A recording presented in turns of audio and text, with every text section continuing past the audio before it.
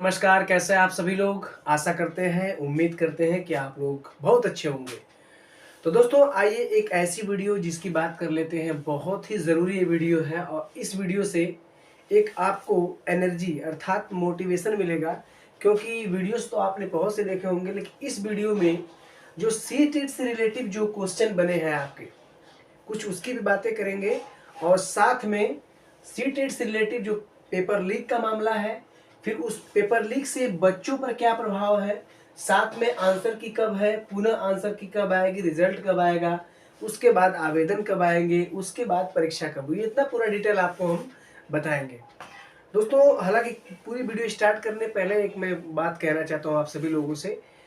बहुत दुख की बात है कि पेपर जो लीक का मामला, हालांकि इसकी पुष्टि अभी भी नहीं हुई है।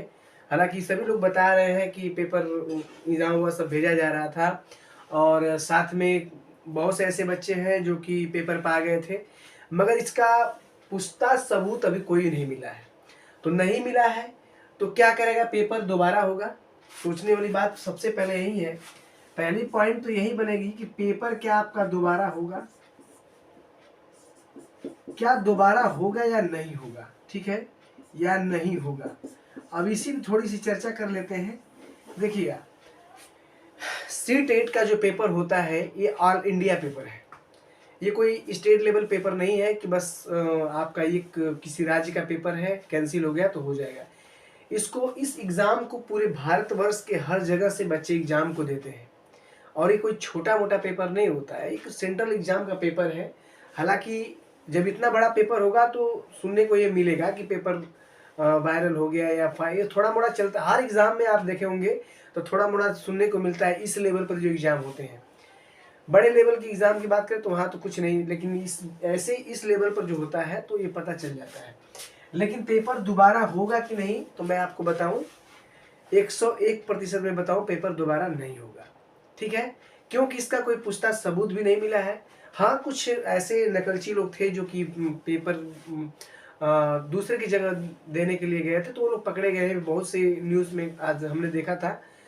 तो ये तो खैर हर साल ही होता है, लेकिन ये पेपर का मामला जो भी हो सकता है कि पेपर वायरल हुए हो या किसी को दिया गया हो सकता है, लेकिन इसका पुख्ता कोई सबूत नहीं मिला, अब तक इसका कोई रिस्पॉन्स ही नहीं मिला है, ठीक है।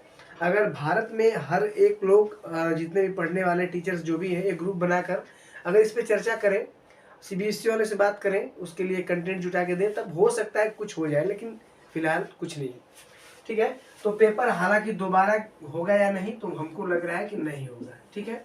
चलिए अब बात कर लेते हैं पेपर लीक का जो मामला है ये कैसे कैसे हुआ है। तो देखिए, मैं बात करूं पेपर लीक का मामला, जैसे कि पेपर 21 तारीख को था और 21 तारीख को जैसे ही परीक्षा देने बच्चे गए थे, जो सुनने को मिला मैं वही बता रहा हूँ, उससे 1-2 घंटे पहले ही पेपर आपके मार्केट में आ गए थे, ठीक। और शाम का जो पेपर था उसका भी सॉल्यूशन, पूरा पेपर के साथ सॉल्यूशन शाम को आ गया था। हालांकि 2-3 चैनल बड़े बड़े हैं जो कि इसका दिखा रहे थे अपने मोबाइल पर भी, वो हालांकि आप लोग जान भी गए होंगे। तो ये आंकड़ा जो ये पेपर लीक का जो मामला है ये ही देखने को मिला है, लेकिन इसका कोई पुख्ता सबूत नहीं है, इसलिए मैटर का कोई मतलब नहीं हमारे समझ में आ रहा है, ठीक है। अच्छा, इसका बच्चों पर क्या प्रभाव पड़ेगा, ये सोचने वाली बात है।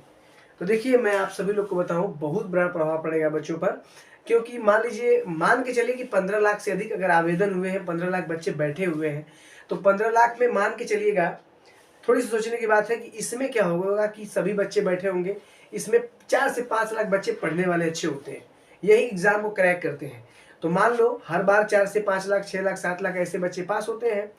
इस बार थोड़ा नकल हुआ होगा तो 1 लाख 2 लाख यही बढ़ेगा ना। लेकिन ये बच्चे पास होकर क्या आगे एग्जाम में जाएंगे तो क्या आपका एग्जाम निकाल लेंगे? नहीं, आपको डरने की जरूरत नहीं है। बच्चों पर जो प्रभाव पड़ेगा इसका कुछ भी प्रभाव नहीं पड़ेगा। वो पेपर कुछ भी हो जाए, नकल हो जाए, कुछ भी हो जाए, लेकिन जो आपकी तैयारी है, आपने जो किया, हाँ ये सोचता है, हो सकता है कि आपके कंपटीशन में आवेदन अधिक आए, आपके साथ बच्चे अधिक हों, लेकिन आपके माइंड को कोई छीन नहीं सकता जो आप पढ़े हैं। तो बच्चों पर जो प्रभाव पड़ेगा ये कुछ भी प्रभाव नहीं पड़ेगा। जो पढ़ने वाले हैं वो पढ़ेंगे। आज जो गधे किस्म के बच्चे हैं जो जिनके माध्यम से ये सब हो रहा है, ये सब उल्टा सीधा काम, तो मैं आपको बता दूं कि ये जो हो रहा है ये हालांकि बहुत बुरा काम है, ऐसा ना हो तो ही अच्छा होगा।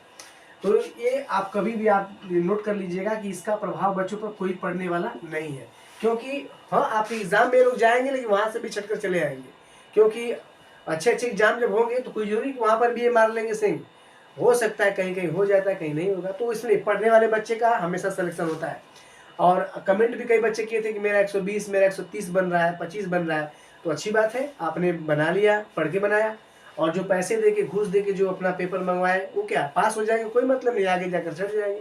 तो अब बच्चों का कोई प्रभाव इसका नहीं पड़ेगा। हाँ थोड़ा सा सोचने वाली बात ये है कि हमारे भारतवर्ष में ऐसा हुआ, बहुत बुरा हुआ है, ठीक है। अब चलिए आगे देख लेते हैं, आंसर की कब, आंसर की कब। तो एग्जाम आपको 21 को हुआ है, तो ये आपको लगभग, मैं आंसर की बात बताऊं तो ये आपको 15 तारीख, ठीक है, ये 15 तारीख तक आ जाना चाहिए, 15 तारीख तक आंसर की, 15 तारीख से पहले आंसर की आपकी आ जाएगी। ये 15, इसको कम करिए, बहुत अधिक हो रहा है, 15 नहीं होगा, ये 5 कर लीजिए, 5 तारीख तक आंसर की आपके आ जाएगी। 15 दिन बहुत अधिक हो जाएगा, क्योंकि इधर भी बच रहा है 8 दिन, 15 में 25 दिन हो जाएगा, 25 दिन में तो 1 महीने के अंदर रिजल्ट ही आ जाता है, ठीक है। तो मान के चलिएगा आप, ये 5 से 10 मानिए, 10 के अंदर आपका आंसर किया जाएगा।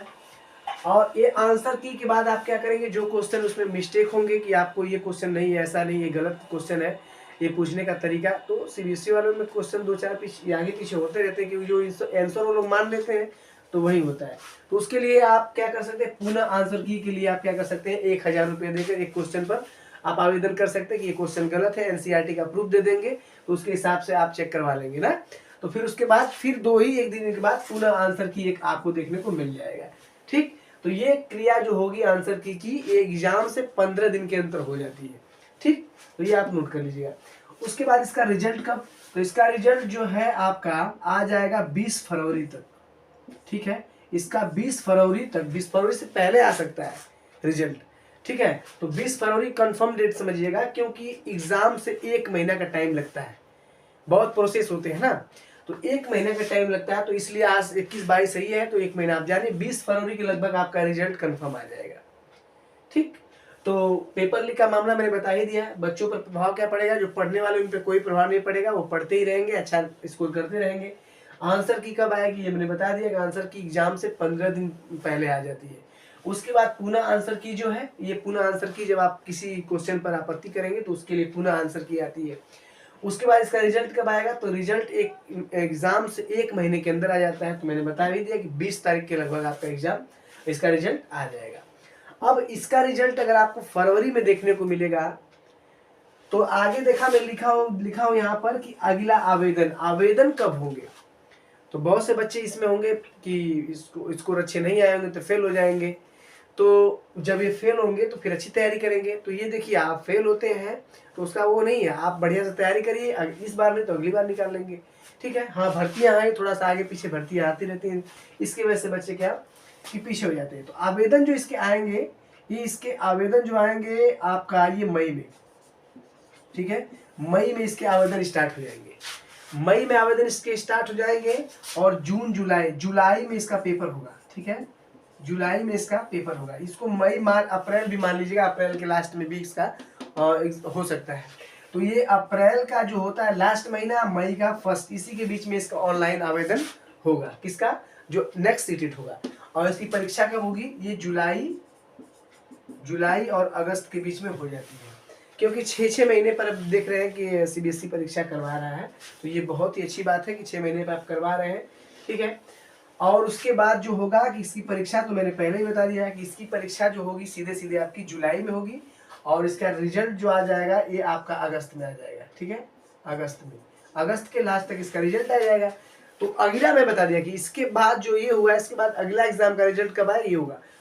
तो सबसे बड़ा एक मुद्दा जो बना है, यही बना है पेपर लीक का, ठीक है, सीटेट पेपर लीक का। तो मैं आपको बताऊं कि ये पेपर दोबारा नहीं हो सकता है, क्योंकि एक बड़ा पेपर है। हाँ कुछ जो गलतियां की हैं उन्हें पकड़ा जा रहा है सोशल मीडिया के माध्यम से, जैसा कुछ भी हुआ हो तो ये जांच हो रही है, इस पे काम हो रहा है, ऐसा नहीं कि काम नहीं हो रहा है, ठीक है। अगर ये हुआ होगा तो, लेकिन पेपर दोबारा एक छोटी बात नहीं, बहुत बड़ी बात है। और ये अब जब पेपर था ना तभी गर्मी थी, आज तो कुछ कम हो गया, कल और कम हो जाएगा, इससे 2-3 दिन जाते बात सब समाप्त हो जाएगा, फिर जो हुआ सो, जो काम खत्म, ठीक है। तो आप समझ रहे होंगे। तो ये जो सीटेट का पेपर था, इसका एक लीक का मामला है, उसको आप दिमाग से निकाल दीजिए। आप बढ़िया से पढ़िए। आप देखिएगा पेपर आप पास होते हैं तो DSSB में TGT में अच्छी वैकेंसी आई है ऑनलाइन आपका, जैसा कि आप जानते ही हैं, तो उसकी अच्छी तरह से तैयारी करिएगा। उसके बाद मैं थोड़ी सी आपको जानकारी ये दे दूं कि इसकी वीडियो मैं बना रखा हूँ। तो ये DSSB, ठीक है, DSSB में इसमें भी मौका मिलेगा आपको। फिर उसके बाद BPSC में मिलेगा,